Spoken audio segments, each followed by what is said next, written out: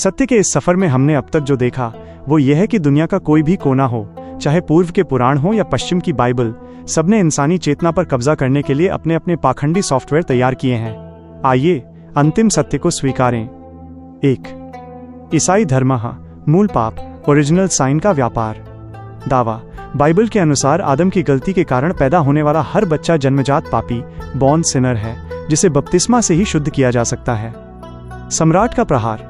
बिजली पैदा होते समय ये नहीं पूछती कि डायनेमो को घुमाने वाला कोयला चोरी का था या ईमानदारी का, वो शुद्ध ऊर्जा है।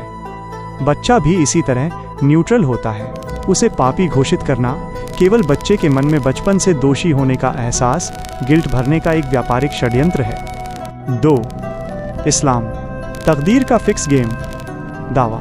हदीस सही बुखारी के अनुसार गर्भ में ही फरिश्ते द्वारा उस बच्चे की पूरी जिंदगी, आजीविका और अंत, जन्नत या जहन्नुम लिख दिया जाता है।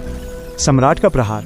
यदि आम के बीज के भीतर पहले से ही ये लिख दिया जाए कि पेड़ सूखेगा या फलेगा, तो मिट्टी और खाद की मेहनत व्यर्थ है। यदि स्क्रिप्ट पहले से लिखी है तो परीक्षा का नाटक क्यों? ये दावा चेतना के स्वतंत्र अस्तित्व को गुलाम बनाने की एक और कोशिश है। 3. यहूदी धर्म चुने हुए लोग का नस्लीय अहंकार। दावा। यहूदी ग्रंथों के अनुसार केवल उनकी नस्ल ईश्वर की चुनी हुई प्रजा, चोजन पीपल है। सम्राट का प्रहार।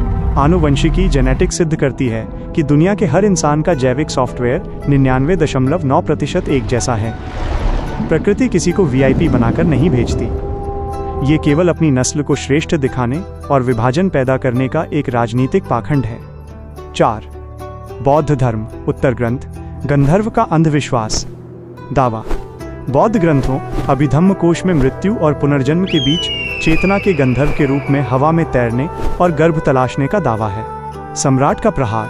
यदि कोई गंधर्व गर्भ का इंतजार करता है तो लैब में होने वाले टेस्ट ट्यूब IVF बच्चों के मामले में वो कहां से आता है?